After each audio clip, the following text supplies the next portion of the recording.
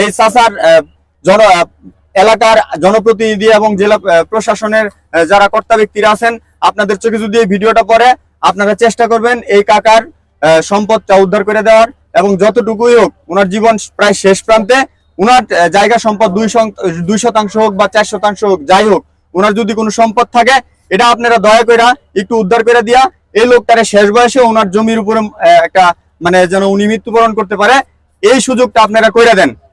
তো আমাদের পক্ষে কিছু করা সম্ভব না, আমরা এই ভিডিওর মাধ্যমে তুলে ধরলাম। এই ভিডিওটা যদি আপনাদের চোখে পড়ে আর কি, আপনারা এটার একটা ব্যবস্থা নিয়েন। উনি টঙ্গী জংশনে আছে এবং এই কাকার থেকে আপনারা শিক্ষা নিয়েন। উনি আজকে থেকে 30-35 বছর আগে উনি পাশের বাড়ির লোকজনের হাতে মাইটের খায়া উনি বাড়ি থেকে চলে আসে। ওনার উচিত ছিল সংসারটাকে ধরে রাখা, এবং উনি সংসার ছেড়ে পলাইছে। 25 বছর পরে উনি যায় এগুলা খুঁজতেছে। আপনাদের জীবনে যেন এই ধরনের